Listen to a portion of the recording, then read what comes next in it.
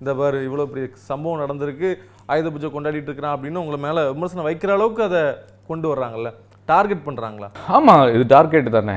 என்ன என்ன என்ன என்னை வந்து இப்போ நான் யாரெல்லாம் இதில் வந்து பெருசாக தெரியுறாங்களோ அவங்கள எப்படி நம்ம காலி பண்ண முடியும், அவங்கள எப்படி வீழ்த்த முடியும், விமர்சனங்களால் எப்படி வீழ்த்த முடியும், இல்லை வேறு வழியாக எப்படி வீழ்த்த முடியுன்றது அவங்க பண்ணுறது தானே. இது சாதாரண ஒரு விஷயம் தானே. ஆனால் நான் என்ன சொல்ல வரேன்னா, இங்கே உங்களுக்கு ஒரு கட்சி பிடிச்சிருக்கு, உங்களுக்கு ஒரு தலைவர் பிடிச்சிருக்காருன்னா நீங்கள் அவருக்கு சப்போர்ட் பண்ணுங்கள், தப்பே கிடையாது. எனக்கு ஒரு கட்சி பிடிச்சிருக்கு, எனக்கு ஒரு தலைவர் பிடிச்சிருக்கு, நான் சப்போர்ட் பண்ணுறேன்.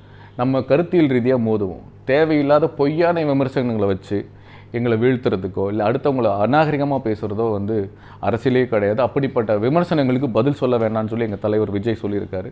நானும் அதை தான் நான் இங்கே சொல்ல வரேன். ஸோ இந்த மாதிரி விமர்சனங்களுக்கு நேரமும் தேவையில்லை, பதில் சொல்லவும் தேவையில்லை. எங்களுடைய இலக்கு மக்களுக்கு சேவை செய்யணும், சொல்லல்ல செயல்.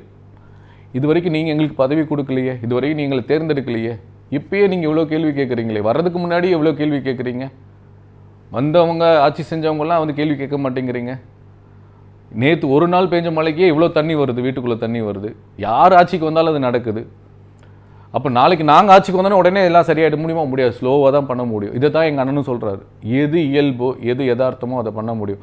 நீங்கள் சிந்திங்க, ஓட்டு போடுறவங்க நீங்கள் சிந்திங்க, ஒரு வாட்டி நீங்கள் சிந்திச்சு ஓட்டு போடுங்க. உங்கள் தொகுதியில் யார் நல்லது பண்ணியிருக்காங்க, பண்ணலையா, புதுசாக ஒருத்தர் வராங்களா, வாய்ப்பு கொடுத்து பாருங்கள். வாய்ப்பு கொடுக்குற முன்னாடி 1000 கேள்வி கேட்குறீங்க, 1000 முறையாக வந்து முட்டுக்கட்டை போட்டுட்டே இருக்கீங்க. பரவாயில்ல, போடட்டும். நாங்கள் கண்டிப்பாக நான் 10 வருஷமாக விஜய் அண்ணா கூட பழகியிருக்கேன். ஒரு விஷயத்தை ரொம்ப ஆழமாக அப்சர்வ் பண்ணி ரொம்ப கேள்வி கேட்டு தனக்குத்தானே கேள்வி கேட்டு ஒரு முடிவு எடுப்பார். முடிவெடுத்ததுக்கப்புறம் அவர் மாற்றிக்க மாட்டார். இது நான் பர்சனலாக நான் பார்த்துருக்கேன். இது இப்போ இங்கே இந்த கரூர் சம்பவம் என்பது ரொம்ப பெரிய ஒத்துயர சம்பவம். 41 உயிர்கள், குழந்தைகளும் உயிர் இறந்திருக்கும் போது ரொம்ப ரொம்ப வேதனையான ஒரு விஷயம்.